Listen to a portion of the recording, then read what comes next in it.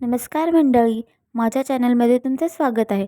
तर आज मी इथे बनवणार आहे विंटर स्पेशल मटारची पुरी, जी एकदम सोपी आहे आणि खायला एकदम छान. तर त्यासाठी एका पातेल्यात मी पाणी घेतलं आहे आणि त्यामध्ये मी टाकलेत 1 वाटी मटार. इथे मी 1 वाटी मटार घेतलेत. तुम्हाला जर जास्ती पुऱ्या बनवायच्या असतील तर तुम्ही त्यानुसार क्वांटिटी वाढवूही शकता, कमीही करू शकता. हे छान आपल्याला बॉईल करून घ्यायचे आहेत. आता बॉईल केलेले मटार आपल्याला एका मिक्सर ग्राइंडरमध्ये काढून घ्यायचे आहेत. त्यामध्ये आपल्याला अद्रक आणि थोडंसं लसूण टाकायचं आहे. याने चव खूप छान येते पुऱ्यांना. इथे मी 4 हिरव्या मिरच्या घेतल्यात. तुम्ही तुमच्यानुसार तिखट कमी जास्त करू शकता. इथे 3 सुक्या मिरच्या घेतल्यात मी. यात टाकणार आहे मी आता धणे. नंतर आपण ह्यात टाकायचे थोडीशी बडीशोप. इथे मी भाजून घेतलेली बडीशोप टाकले. ह्यात आता टाकणार आहे जिरं. तर ही सगळी सामग्री आपल्याला छान अशी वाटून घ्यायची आहे मिक्सर ग्राइंडरमध्ये, एकदम अशी पेस्ट बनवून. हे बघा, आता आपली छान अशी पेस्ट बनवून तयार आहे. किती छान वाटते बघा, एकदम हिरवी हिरवी. ही मस्त लागते पुरींमध्ये. तर आता आपण इथे मी एका प्लेटमध्ये 2 वाटी गव्हाचं पीठ घेतलं आहे.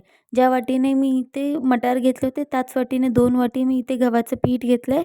त्यात 2 चमचे मी इथे आपलं बेसनचं पीठ टाकलं आहे. बेसनच्या पिठाने पुऱ्या खूप छान बनतात. आता मी याच्यात टाकते तीळ. बघा, इथे मी 1 चमचा तीळ टाकले. तुम्ही तुमच्यानुसार कमी जास्त करू शकता किंवा स्किपही करू शकता. आता मी ह्याच्यात टाकले हळद आणि मीठ. तुम्ही इथे आपला लाल तिखट मसालाही टाकू शकता, पण मी इथे 2 प्रकारच्या मिरच्या वापरल्या असल्यामुळे स्किप करते. आता याच्यात मी तूप टाकलं आहे आणि जे काही आपली जी ग्रेव्ही रेडी होती ती इथे काढून घेते. आता ही जी आपली जी रेडी झालेली ग्रेव्ही होती ती मिक्स करून घ्यायची आहे छान आपल्याला पिठामध्ये. इथे तुम्ही जिरं किंवा कलोंजी एक्स्ट्रा याच्यामध्ये ॲड करू शकता. याच्याने ते पुरीला चव खूप छान येते, पण मी ते स्किप केले. आता ह्याच्यात मी पाणी मिक्स करून घेते. त्याच ग्राइंडरमध्ये थोडंसं पाणी घेऊन तेच पाणी मी इथे टाकलं आहे, जेणेकरून ते पाणी खूप छान असं पिठामध्ये मुरेल. हे बघा, आपलं छान मऊसूद असं पीठ मळून झालेलं आहे. आता आपण ह्याच्यात छान अशा छोट्या-छोट्याशा पुऱ्या लाटून घ्यायच्या आहेत आणि तळून घ्यायच्या आहेत. मग आपल्या मटारच्या पुऱ्या एकदम खायला रेडी असतील. हे बघा, इथे मी थोडंसं पीठ लावून घेतलं आहे पोळपाटाला. आता ह्या छान अशा लाटून घ्यायच्या आहेत छोट्या-छोट्या. छोट्या-छोट्याच पुऱ्या करा, त्या खायलाही खूप छान वाटतात आणि दिसायला खूप छान वाटतात. आपल्याला अशा छान अशा लाटून घ्यायच्या आहेत आणि अशा सगळ्या प्रकारे अशाच पुऱ्या लाटून घ्यायच्या आहेत.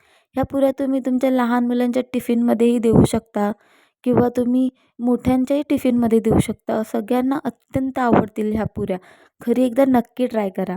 ह्या पुऱ्या तुम्ही तुमच्या टी टाईम्समध्येही बनवू शकता, संध्याकाळच्या इव्हिनिंग स्नॅक्समध्ये, किंवा तुम्ही या केचपसोबतही खाऊ शकता.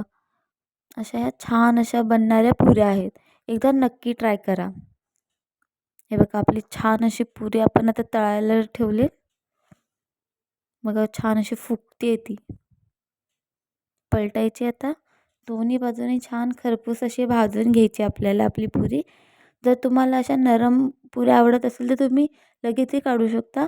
पण काहींना चहासोबत कुरकुरीत आवडतात, तर तुम्ही थोड्याशा कडक करूनही त्या पुऱ्या खाऊ शकता. चहासोबत खूप छान लागतात. तरी बघा, मी दुसरी पुरी इथे टाकली आहे.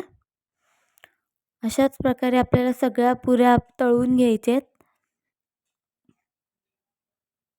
बघा, किती छान अशी फुगते पण, आणि दोन्ही बाजूने छान लालसर अशी खरपूस भाजणी होते.